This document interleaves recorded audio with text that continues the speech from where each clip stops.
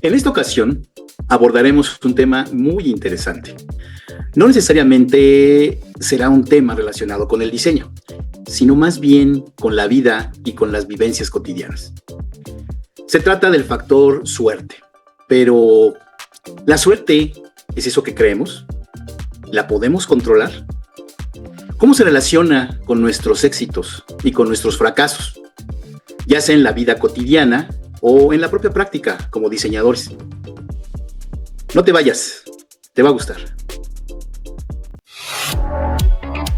Bienvenidos a Disegnotopia. Este es un podcast en donde platicaremos entre diseñadores y no diseñadores sobre diversos temas relacionados a la práctica, teoría y filosofía detrás del diseño, que nos permita hacer la reflexión sobre el papel que debemos jugar los diseñadores en busca de un futuro mejor diseñado. Soy Mario Cruz. Y Jorge Rodríguez. Te invitamos a que nos acompañes en Disegnotopia.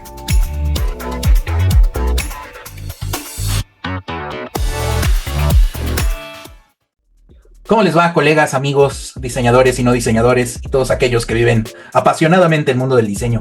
Otra vez nos encontramos aquí en Disegnotopia. Y el día de hoy tenemos un tema que realmente nos apasiona.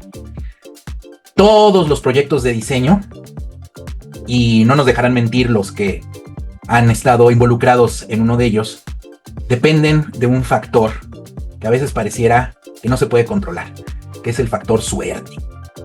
De repente hay proyectos que parece que se alinean los astros y todo es miel sobre hojuelas y sale a la perfección. Y otros que, ay nanita, se dan de tropezones y se dan de vuelcos y nomás no salen, o sale todo tropezado y se acaba peleando todo mundo con todo mundo y como que la suerte no nos sonrió. Pero ¿será que la suerte es algo que realmente nos dan los astros? ¿No lo podemos controlar? De eso y otras cosas vamos a platicar el día de hoy aquí en Disegnotopia. Jorge, ¿cómo estás? Hola Mario, muy bien. Pues con este tema tan interesante y que literalmente es de sabiduría, ¿no? Una sabiduría que se va aprendiendo a lo largo de la vida, con los tropezones, como bien lo estás comentando, ¿no? Y originalmente, pues uno piensa que la suerte, pues como bien lo dijiste, pues es cuestión de karma, ¿no? No, seguramente en mi otra vida no hice las cosas bien y hoy estoy pagando, ¿no? Es factor del mal de ojo. No, es que me echaron el mal de ojo, sí, yo lo vi. Necesito una limpia. Necesito una limpia, ¿no? Me echaron la maldición. Me están haciendo brujería, ¿no? O sea, ¿cuántas veces no hemos hecho eso, no? O no solíamos, o escuchamos a nuestras abuelitas, a nuestras tías, a nuestros padres, a los amigos, ¿no? Y no, es que mendiga mala suerte. No, es que ahora sí estuvo horrible el rollo. Entonces, pero realmente, ¿qué es la suerte? Y Mario y yo, pues después de mucho dialogar, y créanos, durante muchos años de estar analizando este factor, sobre todo relacionado con nuestra profesión como diseñadores industriales, porque bueno, si bien no nos dejarán mentir, en esta región 4 de LATAM, pues el diseño es una profesión difícil de desarrollar por muchos factores que lamentablemente hacen de los proyectos de diseño, que como bien ya lo hemos visto, tienen una peculiaridad pues diferente a otros proyectos, pues hace que su complejidad tenga muchos sesgos, muchos factores que los pueden alterar y pueden estos afectar en sus resultados. Pero Mario y yo hemos venido analizando este asunto y nos damos cuenta que el factor suerte, pues literalmente es muy importante. Pero ¿por qué estamos aquí? Para justamente desmentir esta situación de la abuelita, del mal de ojo, de la maldición, del jugar a la víctima, de la mala suerte, y transformarlo en algo positivo y ver cómo en verdad, Mario, podemos controlar la suerte, ¿no? ¿Tú qué opinas? Fíjate que una de las situaciones que cuando entrevistan a, ya sabes, la gente que tiene mucho éxito en Hollywood, algún actor o algún presentador que se volvió muy famoso, casi siempre todos acaban por mencionar esta cuestión de que se alinean los astros, ¿no? Pero no lo hacen de manera azarosa, de que ellos fueron como bendecidos. Siempre va precedido de una historia de mucho trabajo.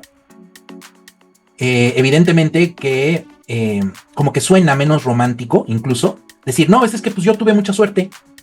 No, siempre va junto con una historia de, no, le tuve que machetear duro, ¿eh? Y luego, como que ya tuve un poco de suerte.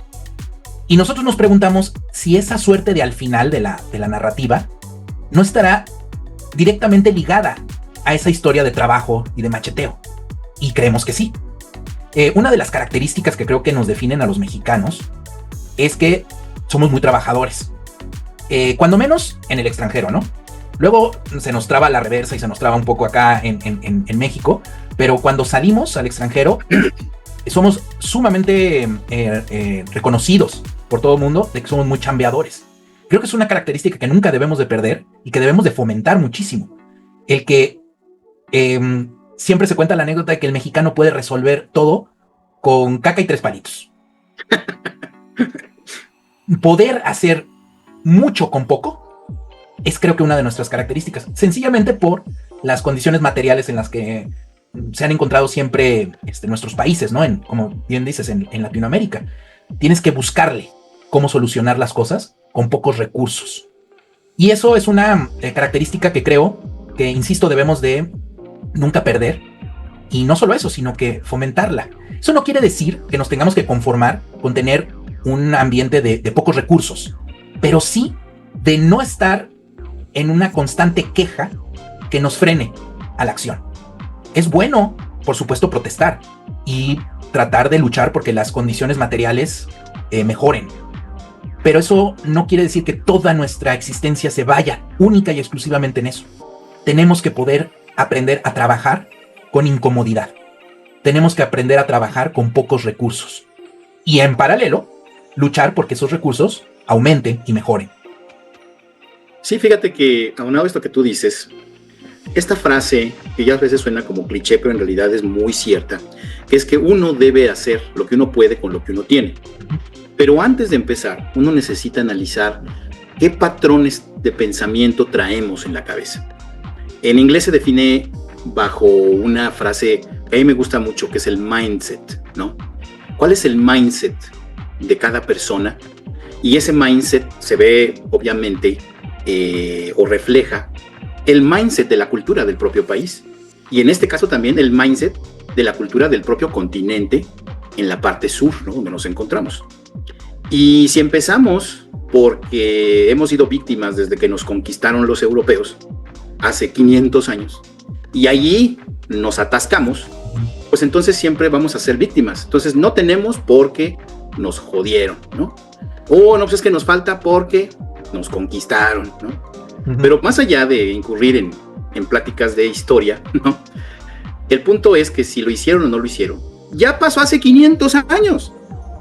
O sea, yo no puedo, como anciano, estar culpando a mi tío abuelo de que cuando era yo niño me traumó. Bueno, pues posiblemente, ¿verdad?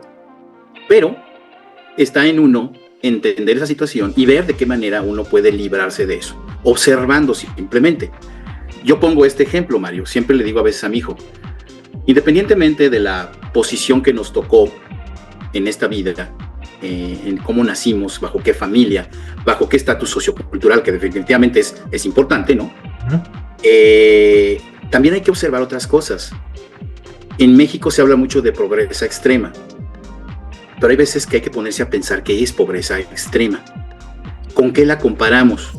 Si estamos hablando de alguien que no puede tener autos, televisiones, internet o casas con acabados, pues bueno, eso es un tipo de carencia, ¿verdad? Pero sí está arraigada a la parte material. Por otro lado, tenemos el estado de salud, el acceso a servicios de salud, el acceso a la transportación, ¿verdad? Esa es otra manera de medir qué tan carente estás en esta vida. Otra es el acceso a la educación. ¿Qué tanta educación y de qué forma la pudiste tener? Entonces, cuando hablamos de pobreza, hay que empezar a quitarnos todos estos anclajes, Mario, de los programas que nos vienen diciendo y diciendo generación tras generación, inventados por todos los políticos, ¿no? A lo largo de los 200 años de vida de este país, ¿no? Y que finalmente nos llevan a una situación final, a un mindset que nos lleva a muchos problemas de desorganización, de falta de planeación, de carencia de visión, ¿verdad? porque ya estamos apagados desde el principio. Fuimos, conquistamos, fuimos jodidos, nos jodieron. Yo ya no puedo pensar más. ¿Cómo voy a organizar si estoy conquistado? ¿Cómo voy a planear si estoy conquistado? ¿Sí me explico? Y estoy haciendo esta comparativa con la conquista porque es como que el pretexto más grande que todos los mexicanos y posiblemente latinoamericanos ponemos, ¿no? Pero ¿a qué voy, Mario? A que cuando uno entiende lo que uno tiene en realidad, uno empieza a cambiar. ¿Y sabes cuándo sucede esto? Cuando uno ha tenido la oportunidad de vivir en otro país. Bien o mal, tanto tú como yo hemos tenido la fortuna de haber trabajado, porque pues ni tú ni yo tuvimos padres que nos dijeron, vete a estudiar, ¿no?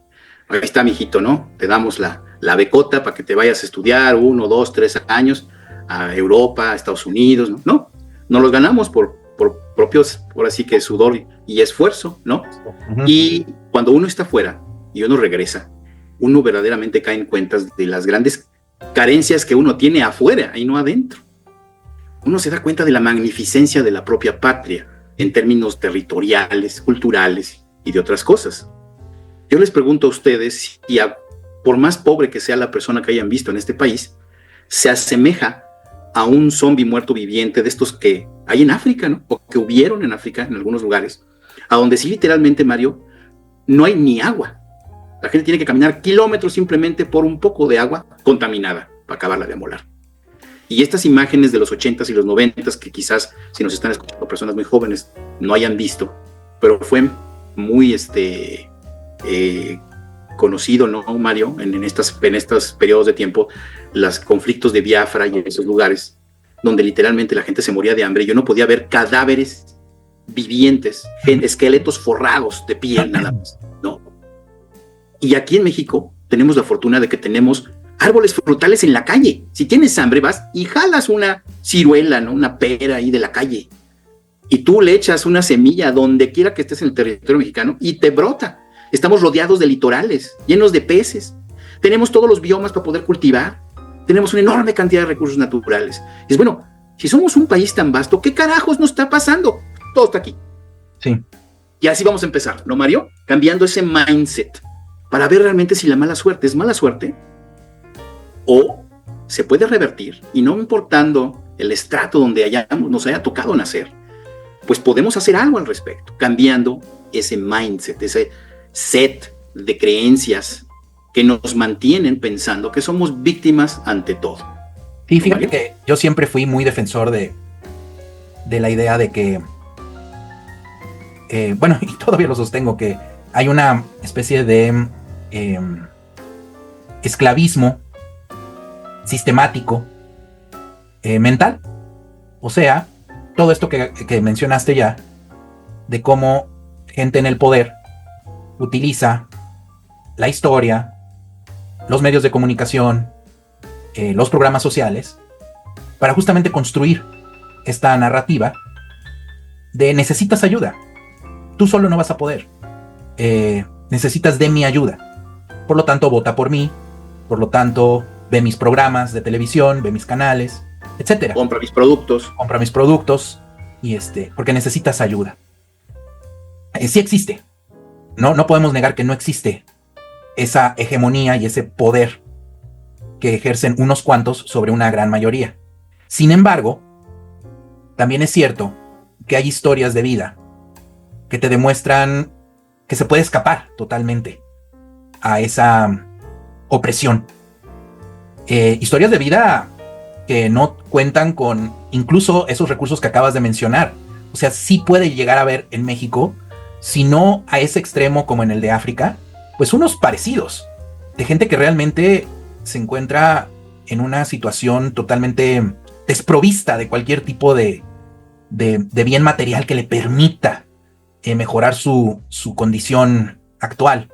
Sin embargo, la gran historia que viene a romper cualquier tipo de narrativa que implique estar bajo una opresión y que no hay más remedio que estar bajo de ella, es lo que sucede en las familias con las historias en donde tal vez pueda haber padres autoritarios, padres violentos, en donde los hermanos crecen con los mismos padres bajo el mismo techo, y sin embargo hay uno que con las circunstancias totalmente en contra logra salir adelante. Esas historias, que son las de algunos de mis conocidos, de mis compañeros de carrera, mis compañeros de la prepa, son las que rompen la narrativa. Si fuera realmente el que una vez que naces en cierto estrato socioeconómico, con ciertas condiciones, como lo mencionabas, y ya está predestinado todo tu camino de vida, y no puedes zafarte porque, me tocaron unos papás violentos, porque me tocó un papá alcohólico, y no. Porque nací en un barrio terrible, ¿no? Nací en un barrio terrible, pero sí está aquel que logra, con pura voluntad, salir adelante. Y conciencia, ¿no? ¿Perdón? Y conciencia. Sí. Entonces, esa es la historia que nos viene a romper todo la posibilidad de podernos hacer las víctimas.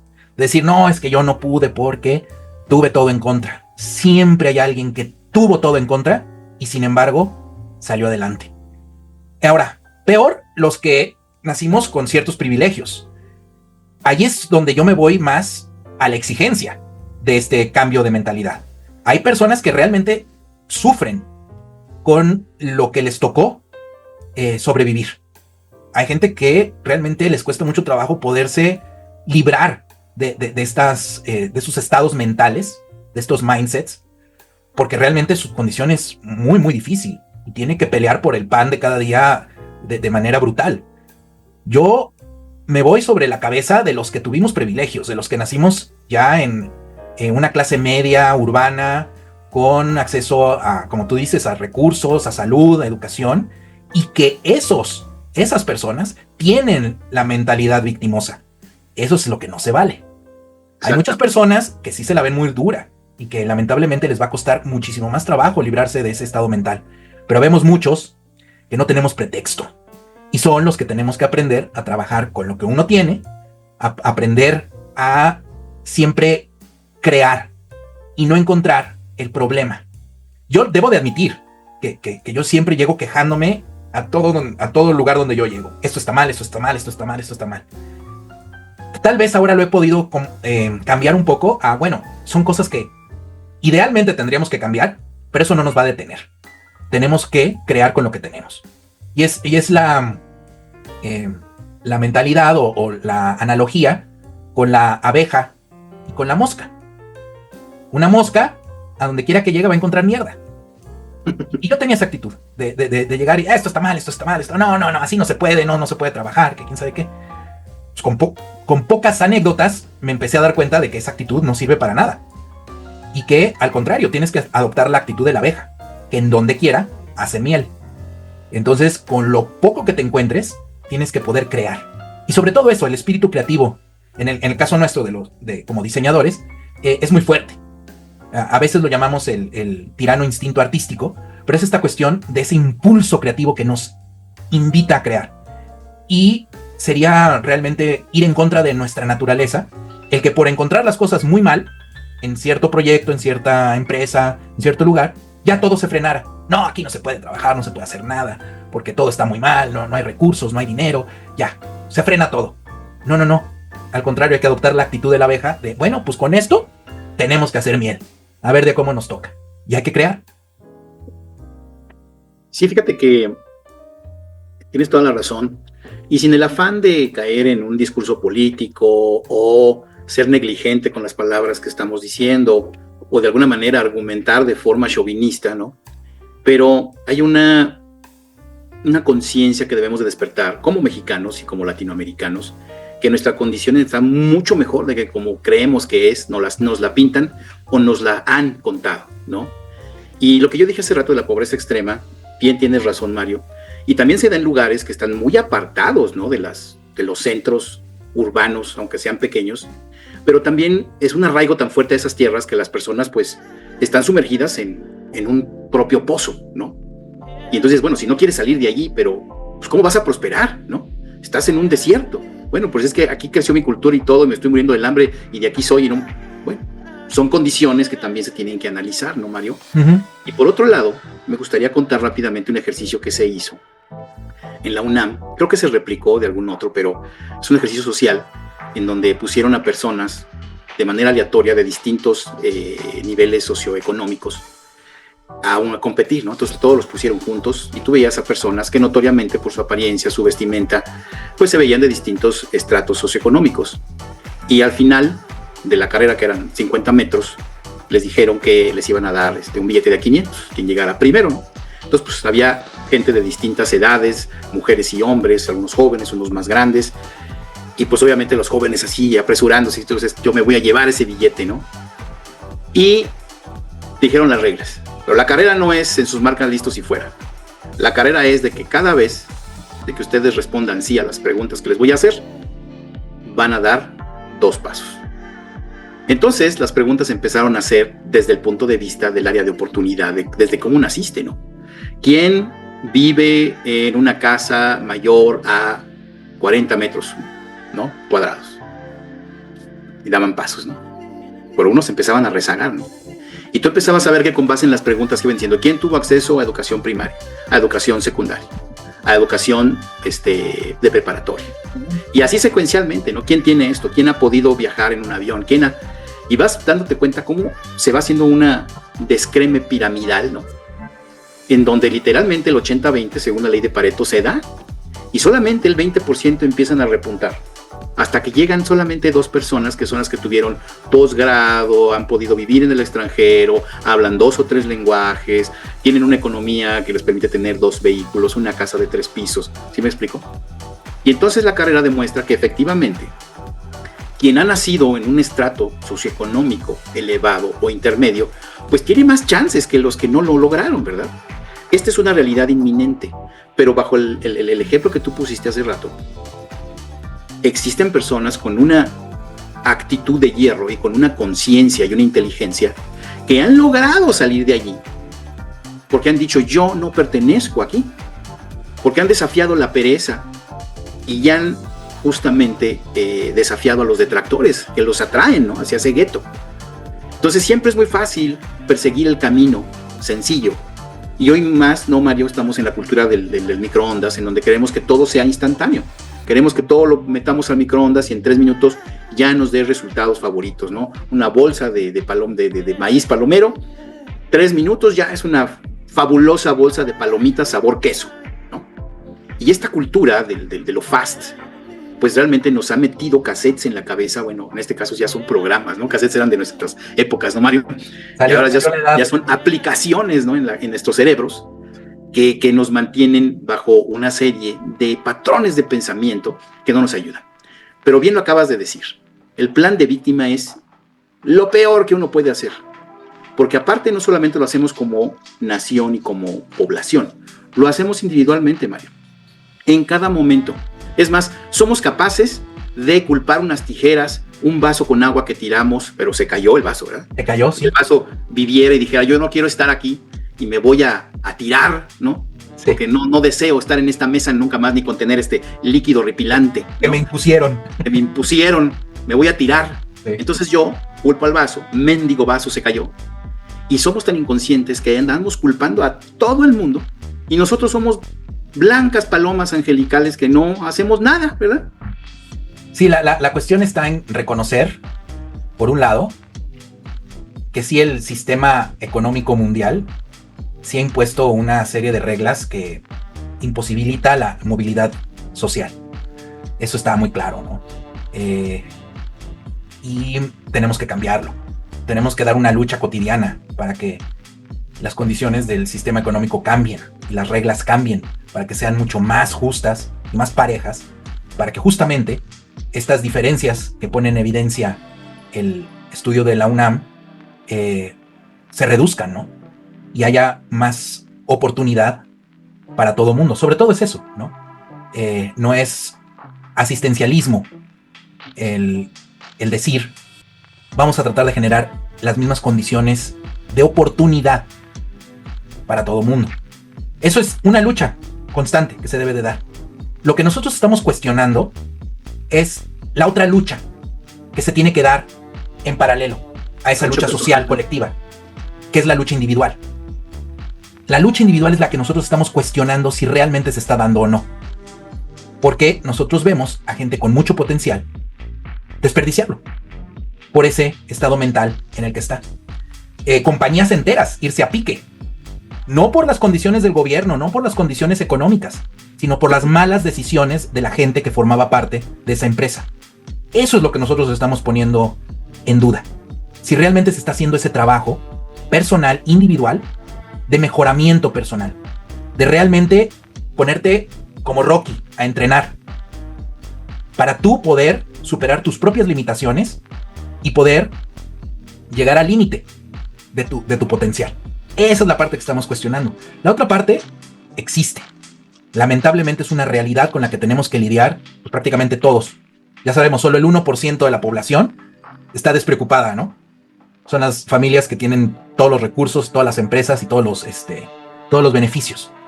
Todos los demás estamos en esa pelea. Evidentemente eso no lo podemos ocultar y no podemos tampoco minimizar sus efectos. Lo que estamos cuestionando es, ¿y la otra parte? La individual, la del trabajo, tú solito contigo mismo, para librarte de tus estados mentales del pasado. ¿Esa se está haciendo? Y creemos que no. Fíjate que ya para entrar en el tema de la suerte, ¿no? Para regresar al tema de la suerte, de lo que estamos hablando ahorita es de juzgar a la suerte, ¿no? De que siempre jugamos el papel de víctimas y la suerte es casi siempre la mala suerte. O la buena suerte, ¿no? Como cuando estamos jugando un juego de mesa y los dados. Tuvo bueno, es que ese cuate tiene una suerte, siempre saca la combinación perfecta de los dados. Y yo siempre me jodo, ¿no? Entonces, tenemos que ver que sí existe esa suerte, la suerte del azar, ¿no? Sí existe el azar definitivamente. Y aparte se puede generar estadísticas sobre el azar. O sea, ya está científicamente comprobado. Y si nosotros agarramos unos dados que pues están cargados, pues el azar ya no es tan azaroso, ¿verdad? Por lo tanto, hay que entender muy bien la parte del azar, que sí se da. O sea, uno nunca está librado de que uno vaya caminando por la calle y pase una paloma y le caiga a uno una caca en la cabeza, que a mí me ha pasado, ¿no? Y dices, bueno, ¿qué posibilidad existe en que una paloma al vuelo, ¿no? Se eche una caca, la trayectoria parabólica de la caca se junte con mis pasos, la velocidad en la que yo voy, ¿no? Caminando, concluya en mi cabeza? Bueno, pues sí pasa, ¿verdad? Qué mala suerte tengo. Qué mala suerte, ¿no? Pero ¿cuántas veces me ha pasado en la vida? Una. Tú decías el otro día, ¿no, Mario? Es que la gente se aterroriza porque viajar en avión es porque se puede caer el avión, ¿no? Bueno, pues se puede caer un avión, definitivamente. Se han caído y hay gente desafortunada que ha ido allá adentro. Sin embargo, si yo soy una persona que viaja todas las semanas, incremento mis posibilidades de que el avión se caiga. Si yo viajo una vez al año, va a estar cañoncísimo, a menos de que me suceda lo de la caca de la paloma en la cabeza, ¿verdad? Que puede llegar a suceder. La lotería es lo mismo. Si yo me quiero ganar la lotería y nada más compro un boleto una vez al año o no compro boletos, pues está cañón que me la saque.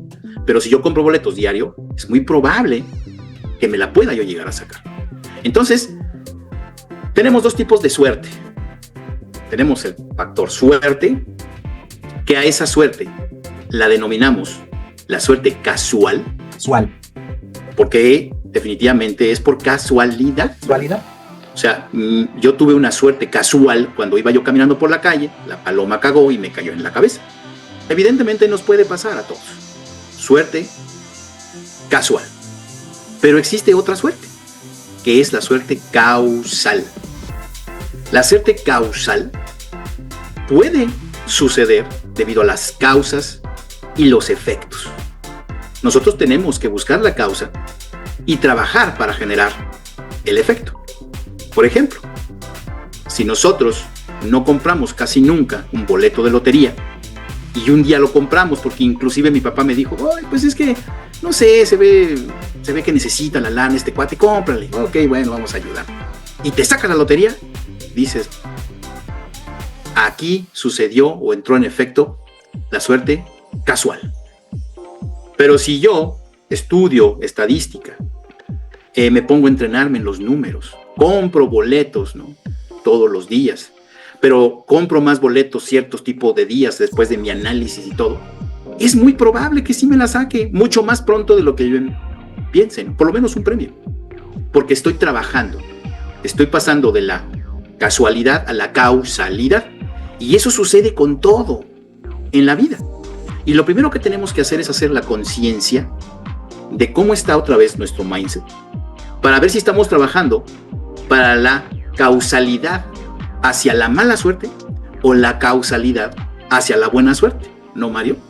Porque ustedes saben que la suerte es la suerte, Y puede ser buena o puede ser mala. Pero uno también puede hacer acciones todos los días para que nos pasen malas cosas o buenas cosas, ¿verdad? Y dependiendo de qué tan rigurosos seamos en lo que queremos lograr, nosotros aumentaremos las posibilidades de que la causalidad entre en efecto y nos haga estar en el momento ideal, en el lugar ideal. Pero acabas de decir una palabra fundamental, que es aumentar las posibilidades, aumentar las probabilidades. Tengo la sensación de que muchas personas no comienzan a un trayecto, un proyecto, no comienzan a tomar acciones porque no tienen garantías absolutas, garantía absoluta de éxito. Si yo no tengo una garantía absoluta de que voy a ser exitoso, ¿para qué lo hago? Y eso no existe. No existe la garantía absoluta de triunfo. Solamente con dos cosas, Mario. Ajá. La muerte y los impuestos. Claro. Sí. Ahí sí. Es certeza absoluta. Entonces, el hecho de no comprender que en la medida en que juegues más a la lotería, tienes más probabilidades de ganar, es nada más aumentar tus probabilidades. Nadie está diciendo que comprando diario un boleto te la vayas a ganar. No, nada más estás aumentando tus probabilidades.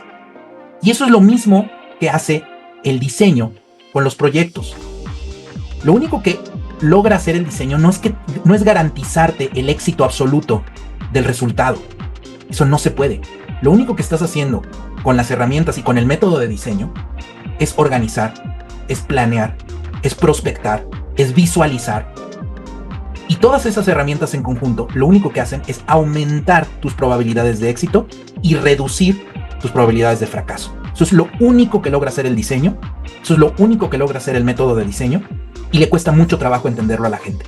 No hay manera de firmar un contrato en donde yo te garantice el éxito absoluto de tu producto por haber seguido ciertas acciones. Y es lo mismo, exactamente lo mismo con la vida. Si tú planeas, si tú te organizas, si tú prospectas a futuro, sobre todo eso, la prospección es muy importante. No me acuerdo qué actor famoso de Hollywood, más o menos eso es lo que dice. Yo lo que más me he dado cuenta que le cuesta trabajo a la gente es tener una visión a futuro, es tener un objetivo, es saber qué quieren. Porque una vez que sabes qué quieres, una vez que lo prospectas, que logras visualizar a futuro qué es lo que quieres obtener, básicamente con eso, las cosas se empiezan a acomodar y te permiten conseguirlo. Pero hay que saber qué se quiere. O sea, tienes que poder visualizar a futuro o prospectar. Y esa es una de las partes más difíciles, yo creo. Poder hacer eso. Sí, definitivamente. La prospectiva entra cuando hay claridad, ¿no? Y cuando esa claridad, pues, es el resultado de un estado de ánimo y de un estado mental. Entonces también es muy fácil a veces decir, no, es que lo que necesitas es tener prospectiva de las cosas, o sea, tratar de visualizar, ver la visión hacia dónde quieres ir, cuando hay veces que las personas no saben ni quién carajo son, ¿no? Exacto.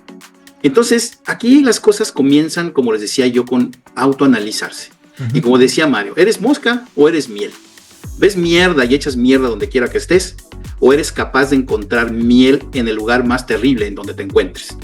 Y esa es la primera, ser una persona abeja, ¿no? La segunda es, si eres una persona que ya por deporte juegas a la víctima, empieza a pensar qué actos tú estás haciendo para que te sucedan esas cosas. Porque aquí, pues Newton no se equivoca, acción, reacción, ¿sí? ¿Y qué quiere decir? Que si yo actúo de cierta manera, voy a obtener un resultado semejante en contra mía. Si me la paso enconando situaciones entre personas, haciendo chismes, haciendo que las personas titubeen y se tropiecen, ¿qué puedo yo esperar? ¿Me explico? Pero si me la paso organizando personas para que generen el bien, para que se hagan sinergias de desarrollo, ayudando a la gente sin esperar algo a cambio, en fin, o sea, ya como una actividad del diario, ¿no? Poner atención al que necesitas. Y yo sé que a veces pues uno no tiene la energía ni el tiempo para pararse como buen samaritano en cualquier esquina, ayudar a todo el mundo, pero debe de ser una actitud abeja en la cual digas, bueno, si hoy puedo ayudar, ¿por qué no? ¿Verdad? Y no estar visualizándolo de manera contraria. ¿Qué creen? Las cosas empiezan a funcionar de manera causal y la distribución o digamos que el impacto encadenado fractálico se empieza a dar. Si yo soy una persona que siempre habla bien de todas las personas con las que yo frecuento y me evito hablar mal de las personas que no me caen bien, porque pues también puede suceder, ¿no? Seguramente esas personas van a empezar a hablar con otras, y de repente personas que ni conocemos en algún punto van a converger y, oye, ¿conoces a fulano? Sí, es el amigo del primo del amigo de mi hermano de no sé quién, y igual del otro lado. ¡Ay, qué cuate tan buena onda!, ¿no? O qué chava tan buena onda. Oye, sí, ¿y qué pasó? Tu reputación creció por sí misma, nada más por tus acciones. Entonces, las acciones, el poder de las acciones tiene que ver con el poder de las decisiones. ¿Qué decisiones son las que tomas? Son aquellas las que son pensadas. Pregúntate por qué antes de tomar una decisión. Acuérdate que las situaciones a veces no son más importantes que una persona, ¿no? Voy a contar rápidamente esta anécdota, Mario. Un día ya te la conté. Mi hijo estaba pequeño, tenía 6 años, y un día pues, estábamos un fin de semana, yo estaba sentado en la sala, se metió a la cocina, él yo creo que quería un pan con mermelada y de repente escuché un ¡pash!, ¿no? Híjole, ¿no? Yo me paré corriendo, ¿no? Pensé que se había caído. Y cuando llego, pues el frasco de la mermelada en el piso, hecho añicos, y mi hijo así. Lo primero, yo no fui. Entonces yo en aquel entonces estaba leyendo un libro muy, muy bonito, se llamaba Padres Brillantes, Maestros Fascinantes, que tocó varios temas, en donde uno de estos era eso, ¿no? La situación no es más importante que la persona, ¿no? Y antes de juzgar, ve en qué pueden repercutir tus actos. Entonces, yo en vez de encolerizarme y ver el rollo, pues lo primero que hice fue interesarme por mi hijo. Oye, ¿estás bien? ¿No te brincó un vidrio? ¿Te caíste? No, estoy bien, papá, ¿estás seguro? A ver, lo revisé. No, estaba bien. Bueno, le digo, pues ya ni modo.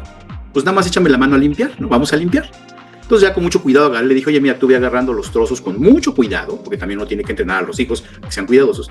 Los trozos más grandes de vidrio, y bueno, los vamos poniendo aquí en el recogedor, yo limpio los más pequeños. Y en eso, en lo que estábamos limpiando, le dije a mi hijo, oye, hijo, ha de haber sido realmente una situación bien difícil para ese tarro de mermelada, ¿no? ¿Por qué? Pues imagínate tanto tiempo allá adentro, a oscuras, solitario, sin que nadie lo vea, sin que nadie lo use. Digo, yo creo que en el momento en que él vio que abriste la cena de arriba del refrigerador, él vio la oportunidad de suicidarse, ya no podía más con él, ¿no? Ahora es cuando. Entonces mi hijo se quedó así como que, ¿qué le pasa a mi papá? ¿Cómo que un tarro de mermelada se suicida, no? Y dije, sí, pobrecito. Le digo, ¿y sabes qué es lo que más me preocupa? Que todos los demás alimentos que están ahí arriba probablemente decidan lo mismo, y la próxima vez que abramos van a empezar a saltar todos. Y entonces pues ya se empezó a reír y todo, y dijo, no, pues es que mira, no quise jalar la escalerilla que tenemos ahí al lado del refri, que es una escalerita plegable, ¿no? Para poder alcanzar ahí arriba. No la quise jalar y nada más jalé la silla y no alcancé, y pues sí se me vino encima.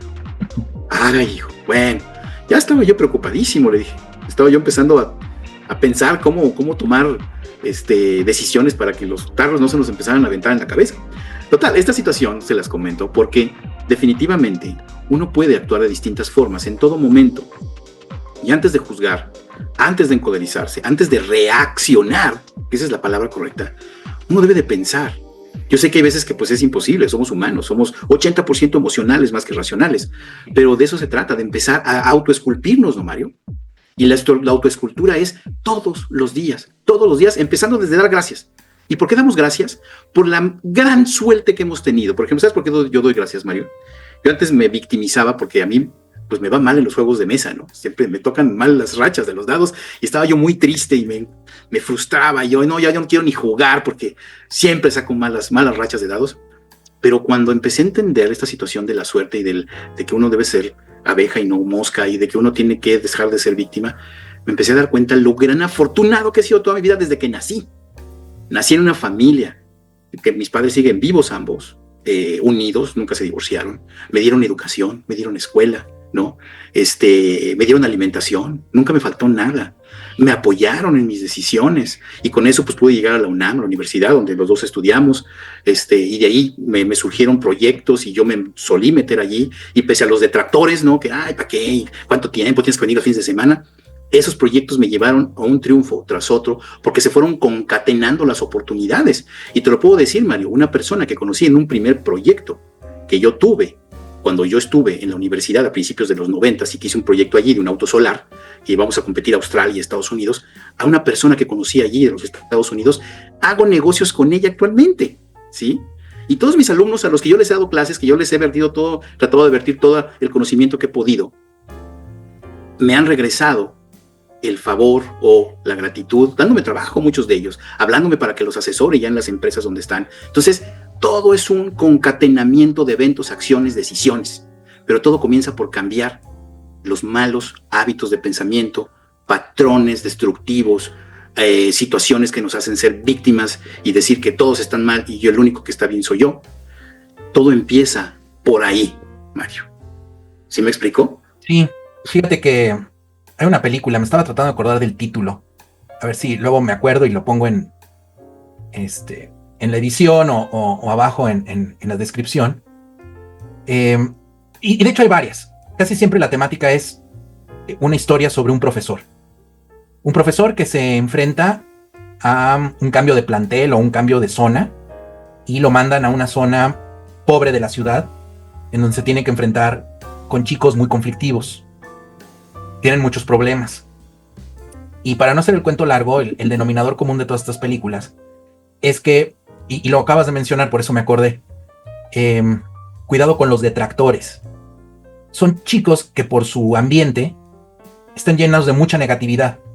Y entonces evidentemente cuando ellos empiezan a estudiar, empiezan en las películas, por ejemplo, en donde no es tanto el estudio, sino más bien un equipo de básquetbol o un equipo de natación, uno de ellos empieza a entrenar y empieza a mejorar, recibe mucho ataque de su entorno, de sus amigos y de sus familiares.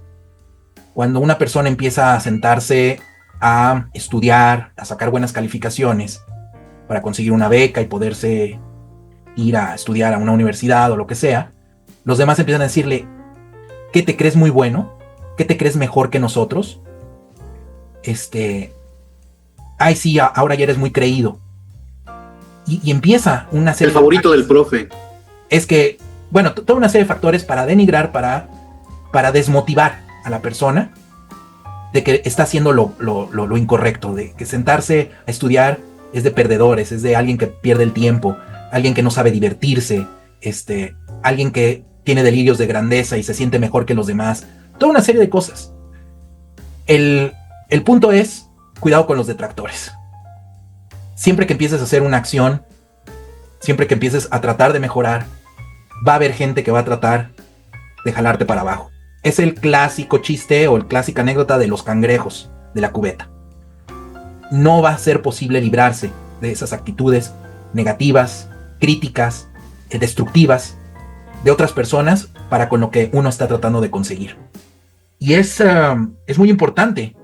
Entonces, para no quedarse solo, porque es terriblemente solitaria esa situación de empezarte a enfrentar a que todo el mundo te está diciendo que estás mal y que no vas a conseguir nada y que estás perdiendo tu tiempo, es encontrar círculos en donde poder platicar con gente que haya conseguido, si no lo mismo que tú estás buscando, cosas similares. Es muy importante tener guía, tener apoyo de alguien. Cualquier voz de aliento que pueda uno conseguir con respecto a lo que uno está haciendo es importantísima. Por supuesto que va a haber gente que sí te va a criticar, pero en buen plan. Crítica constructiva, que te va a decir: oye, ¿sabes qué? Yo no me iría por ahí. Más bien búscale por otro lado. Y entonces, creo que se sabe uno reconocer cuando la crítica es totalmente destructiva y cuando puede llevar algo de valor que puedes aplicar tú para mejorar tus intentos, ¿no? Por conseguir determinado objetivo. Entonces, creo que eso es fundamental. Tampoco es una lucha completamente solitaria, en donde uno tenga que enfrentarse a sus demonios solo. No, sí puede ser acompañada. El chiste es saberse acompañar de la gente adecuada. Porque evidentemente que sí, esos cambios que uno puede generar de repente y que desestabiliza la realidad cotidiana de los grupos en los que hemos pertenecido toda la vida, tus amigos, tu familia, por supuesto que muchas personas lo van a sentir como un cambio disruptivo, lo van a sentir como una transgresión y se van a defender, van a querer que te sometas y digas: no, sí, tengo que serle leal a mi familia, tengo que serle leal a mis padres, tengo que serle leal a mis amigos, a mi grupo de conocidos de toda la vida. Ahí está mi lealtad. Y no, la lealtad primero es para con uno mismo y tienes que poder proveerte de las herramientas correctas para poder hacer estos cambios de mentalidad de los que estás hablando y poder perseguir un objetivo.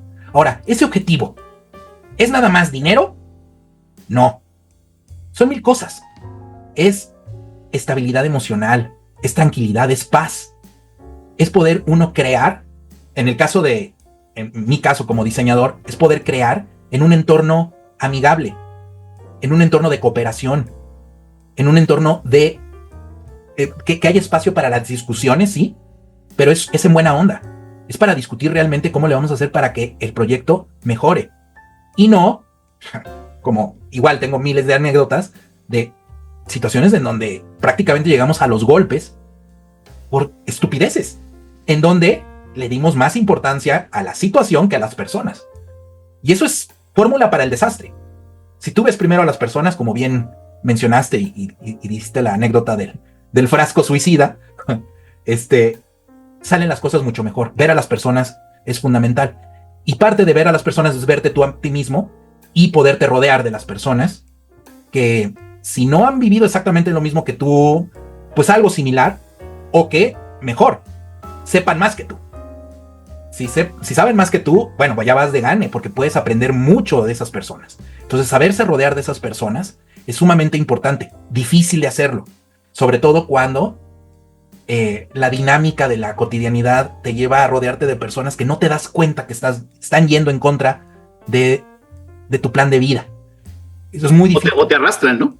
O te arrastran. O te pegan así hacia una situación en donde, si bien no se quiere salir de ello, te obligan, te juntan, te adhieren a esa situación, ¿no? Como tú lo estás comentando, ¿no? Si bien dijiste dos cosas bien interesantes aquí, que fue crítico o criticón, aprendan a identificar quiénes son las personas con quienes hablan. Sí. El crítico te va a decir una crítica con razón de causa, porque ya ha estado allí y te está dando consejos para que tú cambies y maniobres de manera distinta para llegar a tu objetivo. Y a él le tienes que hacer caso. El criticón es el detractor, que no ha estado a donde tú deseas llegar, que habla nada más de oídas y critica, no, es que esto, no, es que el otro, no, es que yo lo haría diferente. Ok, entonces hazle caso al crítico, al que ya ha estado ahí, al que te habla porque ha luchado y ha permanecido en sus trincheras. Entonces, si vas a juntarte con estas personas, como bien decía Mario, busca aquellas personas que ya tengan muchas trincheras, que en la trinchera es a donde se agarran los madrazos, en donde uno ve la muerte aquí, enfrente, a donde uno fue capaz de resolver, de enfrentarse a su propio yo, a la incomodidad, a la adversidad, y pese a ello, salió adelante. Y esa persona se volvió más sabia y con mayor experiencia, ¿sí? Entonces, hay un dicho que dice, si eres el más listo de tu salón, estás en el salón equivocado. Vete al salón donde seas el más burro, para que puedas aprender de todos los demás. Entonces, hay una frase en inglés también, Mario, que me gusta mucho, que es tough yourself. O sea, jódete a ti mismo en el aspecto de que si tú eres capaz de idear una rítmica que te permita aprender, porque eso es otra de las cosas, Mario, ¿no? La gente no invierte en el propio aprendizaje, es más, pues, es que caen en la carrera de la rata que dice Robert Kiyosaki, ¿no? En donde ya sea yo estudio, llego cansado, hago mi tarea y a ver Netflix o TikTok o YouTube o lo que sea, y al día siguiente vuelvo a empezar. O las personas que ya son empleadas, ¿no? Salgo bien temprano de mi casa, me enfrento a un mare magnum de tráfico horripilante, llego de malas al trabajo, el jefe es un odioso, mis compañeros de la misma manera, más o menos la libro porque la chica de al lado me gusta, voy y como precariamente, o me llevo mis topercitos y los caliento en el horno de microondas, y luego otra vez salgo del trabajo todo frustrado, todo jodido, me enfrento a 2 horas de tráfico, llego a la casa molido, sin nada de ganas de hacer nada más, y me pongo a ver Netflix como zombie, ¿no? O X, Y, Z. Y luego, si ya llega el jueves o el viernes, a la pachanga y va de nuez. Normalmente y lamentablemente ese es el statu quo, ¿no? De las poblaciones. Y cuando deseamos cambiar disruptivamente, es empezar a ir en contra de todo ello, es decir, ¿qué no quiero de todo esto y cómo lo puedo cambiar? Y entonces empieza la prospección. Quiero ir hacia allá. ¿Quién está allá? Ya no quiero hacer esto, no me gusta, lo odio. ¿Por qué te debe estar haciendo algo que lo odio? ¿Por miedo? ¿Por necesidad? Entonces, haz tus estrategias. Hay veces que uno puede escaparse más rápido y a veces que uno tiene que aguantar, como dicen por allí, ¿no? La vara de medir, ¿no? Entonces, me tengo que poder organizar. Tengo que salvar energías, llegar a mi casa, aprender. Después tengo que pagar cursos para aprender no solamente de los gratuitos que hay. Si bien hay información muy buena en YouTube, tienen que saber de quién es el experto. ¿Quién que te está enseñando ha estado en trincheras? Y no una persona pues, que acaba de terminar la adolescencia, ¿no? Y te está diciendo cómo volverte millonario, ¿no? Entonces, finalmente uno necesita saber de quién escucha. ¿Quién es esa persona que me está diciendo que me dirige hacia tal lugar? Por eso, busca a los más inteligentes. Trata de juntarte con ellos. Va a ser un proceso muy difícil, como el que dices, Mario, ¿no? De desapegarte de eso que tú estabas, con mucha gente que te está abrazando, que te está diciendo, no, no puedes, tú no eres así, ya nos estás dejando, no vas a ir a la fiesta, eres un cortado, no, este cuate ya ni toma ni lo inviten. Es un proceso en el cual te vas a empezar a sentir solo y rechazado. Luego vas a entrar así como una pequeña nave, ¿no? Así como en esa escena de Odisea del espacio, ¿no, Mario? En donde se desprende la navecita, ¿no? Y de repente va en el éter, ¿no? Ya no hay nada que la... Nada. Que la junte, no lleva ni una sonda ni nada, ¿no? O en las películas donde está el astronauta así viajando con su cuetito y vas solo en el silencio hasta que hay otras personas a donde te quieres dirigir que te van a empezar a estrechar la mano, te van a lanzar una cuerda y decir, vente para acá, ¿no? Pero acá las cosas son diferentes, acá le chingas, acá subes, acá te entrenas, acá tough yourself, todos los días se encuentra una manera.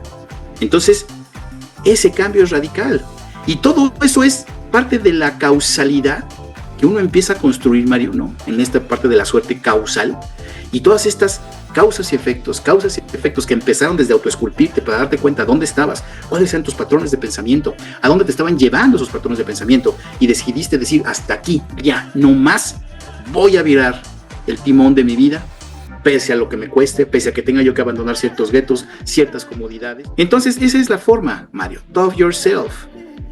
Concientiza quién eres, en dónde estás, visualiza hacia dónde quieres ir, haz un plan, organízate y vuélvete disciplinado. Hay una enorme cantidad de libros, de audiolibros, de plataformas que te dan resúmenes. Por ejemplo, estoy escrito en una plataforma, Mario, padrísima, que te da resúmenes de 15 o 20 minutos de lo que tú quieras, de muchísimos libros, y entonces te nutre mucho, ¿no? Y los puedes leer o los puedes escuchar a distintas velocidades inclusive. Entonces, dependiendo del mood en el que te encuentres, pues a veces los leo, a veces los escucho, dependiendo si voy en el auto o lo que sea. Y uno puede estar continuamente aprendiendo, ¿me explico? Lo importante es justamente construir lo que es tu felicidad, ¿no? Y vivir el presente. Vive tu presente. Si vives arraigado en el pasado, pues ahí vas a estar como un cadáver, pudriéndote, ¿no? Sí, fíjate, ahorita que estás diciendo lo de los libros, estaba pensando, el camino que yo seguí y que por lo tanto siento que es el más efectivo, pero nada más porque yo lo seguí, es el de la terapia psicológica. Es una herramienta muy poderosa que lamentablemente no se le da importancia. A la salud mental, en términos generales, te podría decir que no se le da importancia. Tenemos por un lado las condiciones... Y la salud física tampoco, ¿no? No, tampoco. Pero esta como que está un poquito más en la narrativa social, en las pláticas, ¿no? Disfrazada por el hedonismo. Pero sí, exactamente. Luego se va a extremos nocivos. Pero cuando menos sí está la cultura de ir al gimnasio, de más o menos alimentarte bien, más o menos está en la boca de todo mundo. Sin embargo, la que sí no está para nada es la salud mental. Entonces, la terapia psicológica no es el único camino. Según yo, es el más efectivo. Es el más poderoso. Pero por supuesto que también están los libros, están también las religiones, no se pueden denigrar o negar. No, mucha gente encuentra sentido a su vida y mejora mucho gracias a las religiones. Y de ahí para el real están los amigos, está platicar, está reflexionar, está meditar, toda una serie de herramientas. ¿Cuál es el camino adecuado? Eso nada más lo va a poder determinar cada persona. Pero la invitación que yo hago es denle un chance a la terapia psicológica, ¿eh? No es para los locos, no es para los perdedores, no es para los débiles, es para todo mundo. Ni los traumados tampoco, ¿no? Para los traumados, es para todo mundo. Entonces, es para autoentenderse, ¿no? Es para entender en qué anda uno vibrando. Exactamente. ¿Qué estás pensando? ¿Qué estás mascullando? ¿Qué traes arrastrando? Exactamente, ese ejercicio habrá personas que lo puedan hacer solos. Yo no estoy diciendo que no. Y me maravilla las personas que pueden hacerlo solos. Yo no pude hacerlo solo. Yo sí necesitaba ayuda profesional, un acompañante, y me funcionó. De otra manera, creo que todo lo que mencionamos en este capítulo estaba ahí latente en mi vida. O sea, de dejarme vencer por las críticas, de no buscar gente más preparada que yo para pedir su consejo. Ya lo dije, yo criticaba todo sin temor a nada, y todo estaba mal, y no se podía hacer nada, y aquí todo es mierda. Y no, esa actitud evidentemente que empezó a ser rechazada por la gente. Y conforme me fui dando cuenta de que yo mismo estaba propiciando mi propio rechazo, pues es que empiezas a modificar. Pero es muy fácil justificarse, es muy fácil hacerse la víctima y decir, es que nadie me comprende, es que yo tengo la razón y todos los demás son unos tontos que no se dan cuenta. Y ya, te empiezas a autoalimentar tu propia victimización de que nadie te entiende, eres un incomprendido y todos los demás son unos tontos que no entienden tu grandeza. Entonces, esa es otra manera de autovictimizarse. Entonces, obviamente no es la única ni nada más hay un par. Hay muchísimas maneras de hacerlo. El chiste es cómo le vas a hacer para darte cuenta de cuál estás utilizando tú. Ese es el punto. Justamente es un acto de hacer conciencia en cada momento, ¿no? Y el problema es que vivimos en automático. Sí. La gente no hace conciencia de las cosas porque nada más vive en automático. ¿Y saben por qué vive en automático? Yo ya no lo hago así, fíjense, ¿no? Por eso estoy hablando de a mí para afuera. Porque yo ya me puse a trabajar hace mucho tiempo y creo que lo logré. Pero me di cuenta que yo vivía en automático cuando estás en esa carrera de la rata de Kiyosaki, ¿no? Cuando acabas tu día y vuelves a empezar al día siguiente ya como un autómata y no tienes planes, no tienes estrategias, no urdes nuevas actividades para ir cambiando tu vida que te distraen de ese atmósfera de autómata. Entonces analícense ustedes qué tan autómatas son, inclusive hasta cuando comen, ¿no? Ya ni siquiera uno palata la comida, ¿no? Ya nada más la engulles así porque como si fuera una batería Duracell que te vas a meter al cuerpo, ¿no?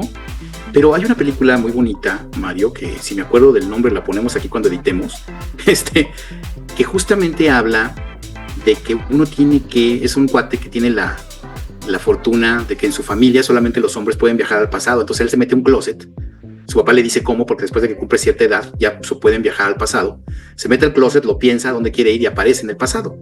Y entonces el papá, es una película muy interesante porque a la mitad de la película el papá muere, pero él como puede regresar al pasado cuando vez que quiere, pues sigue viendo a su papá. Y el papá como sabe que él viene del pasado o del futuro, dice, ¿de dónde vienes? Pues entonces platican padrísimo. Y él le va dando lecciones de lo que él ha aprendido al utilizar ese don. Y primero pues es, si quieres cambiar una situación, cómo lo tienes que hacer, si quieres no caer en una situación, cómo lo tienes que hacer para no alterar la vida de los demás, en fin. Pero la última de las lecciones es, le dice él, you need to live your life noticing, o sea, date cuenta. Entonces el secreto era vivir el mismo día 2 veces. Entonces cuando lo vive 2 veces, él se da cuenta que hay una serie de detalles que dejó pasar el primero, que pueden ser mejor.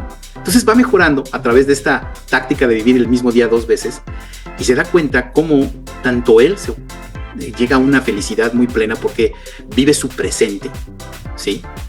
Y hace que la situación mejore para muchos, ¿no? Entonces cuando de repente llega y va a comprar un café en una de estas típicas tiendas de café en la mañana y él así de manera parca, sí, gracias, aquí está mi cambio, no sé qué, y al final cuando analiza su día se da cuenta pues que es una chica linda que está trabajando, se está viendo haciendo trabajo, entonces él decide cambiar su actitud, ser sonriente, sonreírle al cuate de al lado, hacer una plática con él, desearle un buen día, y ves cómo empieza a cambiar así con efecto cadena, de manera padrísima, ¿no? Su existencia.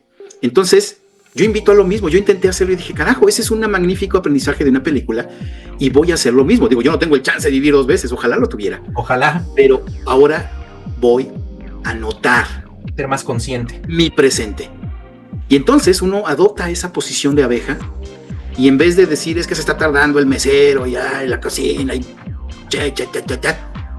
híjole, ver a la mesera que ha estado ahí desde la mañana con tacones, atendiendo a medio mundo, todo el mundo con jetas, todo el mundo, y que todavía llega y te da una sonrisa. Eso es lo que vale. Entonces le dices, muchas gracias, ¿sí? Muchas gracias por tu atención, ¿no? Y aquí está tu propina porque te la mereces, ¿no? O cuando un cuate está molesto, bueno, sí, bueno, pues quién sabe qué pasará, pero pues si a mí no me está pegando esa molestia, ¿por qué me tengo que sumar a su molestia y incrementar ese rollo? ¿Me explico? Sí. Entonces, todo este proceso de aprendizaje, pues es un sacrificio que uno tiene que hacer porque es un trabajo continuo. Y cuando sobre todo uno tiene que mejor entrenarse es cuando la cólera, la emocionalidad surge por alguna situación, ahí es cuando uno ya tiene que entrenar a su cerebro a entrar en ese modo de decir, pregúntate por qué antes de reaccionar nada más porque sí, pregúntate por qué. Entonces, si bien podemos hacer un resumen de las cosas, Mario, ir cerrando, es que la suerte casual sí existe, para bien o para mal. Y de esa nadie se va a librar. Acuérdense, las únicas cosas seguras en este mundo son la muerte y los impuestos. Es lo único seguro del planeta y para cada una de las personas. Y existe una enseñanza, Mario, estoica, que es memento mori. Y memento mori es parte de esto que les estoy diciendo de hacer conciencia. Es decir, es que yo voy caminando en una banda, directo a la muerte, todos los días morimos. No estamos viviendo, morimos cada día. Tenemos un día menos de vida. Y si lo vemos de esta manera, dices, carajo, o sea, me estoy aproximando al desfiladero y ahí voy en mi bandita. Pues, ¿qué puedo hacer? Voltearme y caminar de vuelta, ¿no? Y al caminar en regreso, pues le voy ganando pasos a la banda. Y aunque sigue avanzando, ¿cómo camino al revés? Pues produciendo mejor salud para mí, mental y física, repercutiendo esta mentalidad y esta bonanza ante todas las personas, mis hijos, mi familia, mi esposa, mis padres, los amigos, ¿no? Volverme abeja, ver lo mejor que se puede en cada momento. Le estás ganando a la vida, ¿no, Mario? Autodoctándote, aprendiéndote para que puedas tú disfrutar de tus hobbies, de tus actividades. Si no te gusta tu trabajo, busca lo que verdaderamente quieras hacer. No te ancles a él nada más por la necesidad de la chamba. Ve tratando la forma de ir cambiando. Yo sí lo hice, Mario. Yo hace 10 años salía de viaje, subía y bajaba, andaba en coche todo el tiempo, 4 horas diarias. Yo dije, yo ya no quiero esto. Me tardé. Y hoy día trabajo desde casa, no salgo, prácticamente ya.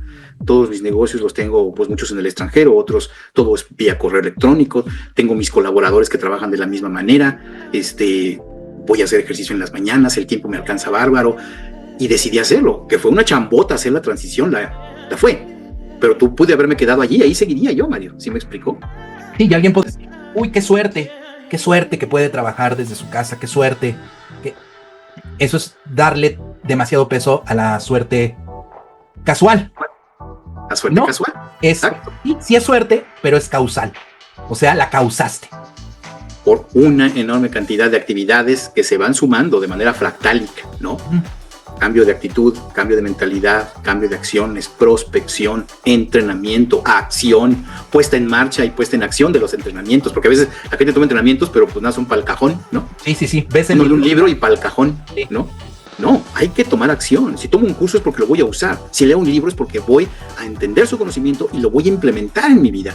Si aprendo filosofía estoica, no es para decir, ay, pues memento mori y palabras así. No, es porque lo voy a ocupar, lo voy a implementar en mi vida para que me dé resultados. Entonces ya vieron la diferencia entre suerte casual y suerte causal, pero esa causalidad demanda un gran esfuerzo. Tough yourself. Y ya nada más para concluir, Mario, pues cómo repercute esto en el diseño, ¿no? Ya para que cerremos pues, de lo que somos Disegnotopia, ¿verdad? Y convergiendo toda esta información de acciones y elementos en un proyecto, ¿no, Mario? Voy a dar mi punto de vista y luego me gustaría conocer el tuyo. Es de que si vas a hacer un proyecto, justamente veas todos los factores de suerte causal que no existen en tu proyecto. Si hay varias cabezas, ya es un problema. Si es un negocio familiar cuya decisión va a ser autocrática, es un problema. Si hay politicismo, si hay elementos detractores que no les gusta el proyecto, van a luchar en contra de él, eso es un problema. Si hay gente no capaz dentro de tu equipo de trabajo que te están imponiendo, eso es un problema. Entonces, todos estos elementos que son aleatorios, de suerte casual, se pueden transformar en suerte causal, pero para la mala. Si los identificas, y esto no solamente en los proyectos de diseño, en tu vida, ¿no? Si los identificas y dices, híjole, vamos a empezar a atar estos cabos, a quitar esto, a mencionar, para ensamblar un proyecto, para que su causalidad sea positiva, es muy probable que el resultado llegue a muy buen término. Entonces, el politicismo, la detracción, la falta de recursos, la mala estructuración, la carencia de planeación y visión, todos estos elementos te van a pegar en un proyecto. Si no los analizas desde un principio, no vas a llegar a un buen fin.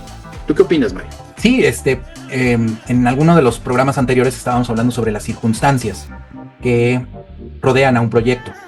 Y vaya, el proyecto puede ser la metáfora de la vida. O sea, son idénticos. Exacto. Si no cobras conciencia de cuáles son esas circunstancias en las que estás inmerso, difícilmente las vas a poder utilizar a tu favor o las vas a poder modificar para que no afecten al proyecto. Hay que cobrar conciencia, que es esta etapa de intelección que hemos cacareado hasta el cansancio al principio del uso del método. esta etapa de intelección lo que hace es justamente cobrar conciencia de todas esas circunstancias para ver de qué está hecho el proyecto y qué vas a tener que corregir, qué vas a tener que solicitar, qué vas a tener que de plano librarte de cierta circunstancia para que puedas desarrollar el proyecto. Y en ese sentido, en este ejercicio que tenemos que hacer de cobro de conciencia, es que yo noto que mucha gente muchos diseñadores están supeditados completamente a la suerte casual y adoptan completamente el papel de víctima. Y de zombie, ¿no? En redes sociales, sí. El de zombie es menos perceptible desde mi punto de vista, pero el de víctima de, ay, el cliente quiere cambios, ay, el cliente no me entiende, ay, no me quieren pagar. Todo eso es ponerse el saco de víctima, de pobrecito de mí, que estoy rodeado de gente sin criterio, de gente poco ética, de gente que no sabe nada de diseño, etcétera. Pobrecito del diseñador que vive rodeado de esta gente, pero no mueves un solo dedo para entender por qué estás en esa situación y cómo la puedes cambiar. Nada más son quejas y quejas y quejas. Justamente eso, perdón que te interrumpa, justamente le llamo jugar el zombie, que es este rol de no darte cuenta y de siempre hacer lo mismo y lo mismo y lo mismo, no importando cambie la situación. ¿Me explico? Tú no haces por cambiar, que es lo que estás diciendo ahorita. Entonces juegas al papel, juegas el rol de zombie y de víctima. Y de víctima. Entonces esa es la invitación a que hagamos el ejercicio, cada quien con sus herramientas, ya sea los libros de autoayuda, cursos, terapia psicológica, la iglesia de la esquina, lo que sea que cada quien le sirva para poder cobrar conciencia de cómo estás contribuyendo tú a que tu suerte causal juegue en tu contra y cómo volverla a tu favor. Entonces esa es la invitación, a que cobremos conciencia de todas estas circunstancias. Creo que ya les hemos dado ahí como 2 o 3 tips para cuando menos comenzar un camino de autorreflexión, de automejoramiento, de perfeccionamiento, de entrenamiento. Toughen yourself o make yourself tough, es esto, ¿no? Es ese entrenamiento tipo Rocky, de volverte más fuerte para que puedas correr la milla, para que logres llegar hasta el final, a los 12 rounds. No sabes si vas a ganar. Que ese es el mensaje de Rocky, por cierto, que, vaya, no por nada estuvo nominada al Oscar y ganó premios. ¿Cuál Rocky? ¿Rocky 1 o Rocky 2? La primera. Rocky 1. Ese es el mensaje, ¿no? Nada más te puedes preparar y nada más te puedes entrenar para correr la milla, para llegar a los 12 rounds. No puedes garantizar que vas a ganar. Y de hecho Rocky no gana.